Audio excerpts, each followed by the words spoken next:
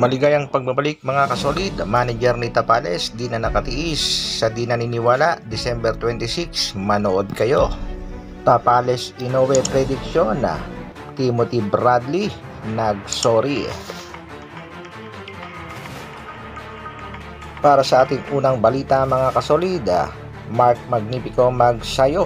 Nakuha nga ang panalo kontra dito kay Isaac Abelar, pero suspendido ang ating pangbatong si Magsayo.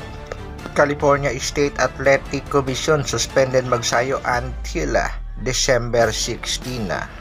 Pero okay lang yan mga kasolid dahil hanggang December 16 lang ang suspension. Ang importante, panalo si Magsayo at nasa magandang kondisyon na rin ang kanyang nakalabang si Abelar. Samantala, trending at viral ngayon ang paparating na laban ng ating pambatong si Marlon Tapales kontra Japanese monster na si Naoya Inoue. Samut-sari nga ang mga prediksyong lumalabas ngayon sa social media.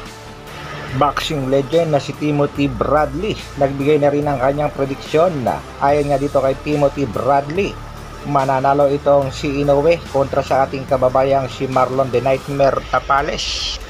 Na kay Naoya Inoue na nga daw lahat ng advantages para makuha ang panalo. Unang-una, sa bansang Japan gaganapin ang bakbakan at siguradong pag umabot ng desisyon papabor ang mga hurado dito kay Naoya Inoue. Kaagad namang nagsorry itong si Bradley sa mga tagahanga nitong si Tapales, pero ayon kay Bradley hanggang 6 rounds lang daw ang itatagal ng ating pangbato laban sa Hapon. At matatandaan natin mga kasolid na ganoon din ang naging pahayag ng ating kababayang si Mark Yap pabor kay Naoya Inoue at sinabi nga rin hanggang 6 rounds lang din ang ating pangbatong si Marlon the Nightmare Tapales. Marami pa rin mga Pinoy na naniniwalang hindi talaga mananalo si Tapales sa bakbakan. Isa na dyan ay itong si Kuya Lods Jason Casimiro at nakaposta nga daw dito kay Naoya Inoue. Nagbigay na rin ng pahayag ang manager ng Sanman na si Mr. JC Manangkil. Ayon nga sa manager ay nasa 100% nasa kondisyon na rin ang ating pangbatong si Marlon the Nightmare Tapales, at sa mga hindi naniniwalang mananalo ang ating pangbatong si Tapales, nagbigay naman siya ng pahayag. Manood na nga lang daw ng bakbakan na gaganapin sa December 26 at tingnan natin ang magiging resulta. Determinasyon at puso ang bala ng ating pangbato. Sa December 26, Pao. Babalik siya na. Salamat. Sa kabilang balita naman mga kasolid, Luis Pantera Neri tila gustong ipahiya ang ating pangbatong si Cuadro Alas Janrel Casimiro matapos nang sabihin nito na wala na siyang ganang labanan pa ang ating pangbatong si Alas. Banat pa nga nitong si Pantera, hindi naman daw siya mabibigyan ng magandang laban nitong si Janrel Casimiro dahil nga sa ipinakita nitong performance sa huling laban. Pero para sa akin mga kasolid, okay naman ang naging performance ni Janrel Casimiro, at kung sakaling hindi nga itinigil ang bakbakan, maaari nga na-knockout nga ng ating pangbato itong Japanese boxer. Diskarte na lang din yan ni Luis Pantera Neri upang makaiwas na sa ating pangbatong si Alas na alam niya namang risky at pag nakalaban niya ay wala siyang kasiguraduhan.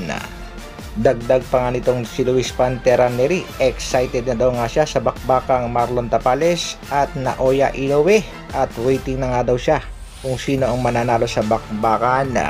Pero sa prediction nga nitong si Luis Pantera, nakakalamang daw si Naoya Inoue ang mananalo sa bakbakan.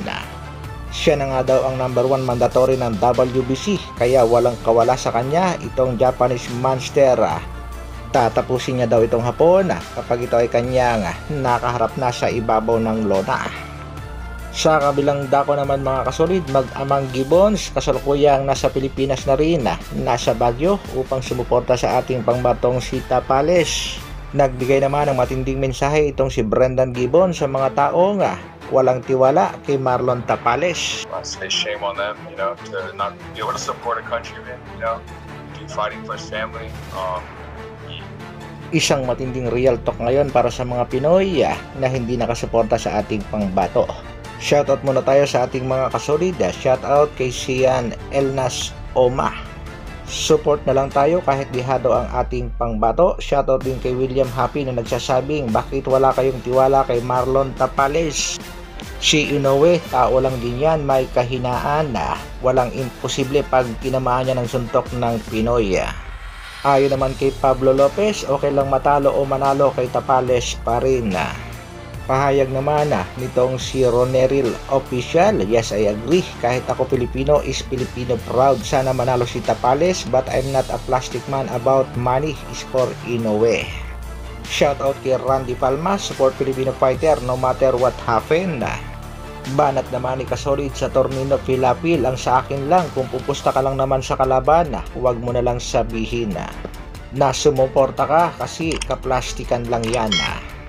Ano sa palagay niyo mga kasolid, ilang porsyento ang pag-asang manalo ng ating kababayang si Marlon Tapales? Isang komento naman dyan. Maraming salamat sa patuloy na pagsuporta at panonood. Mabuhay, Dr. Alvin Vlogs. Bra.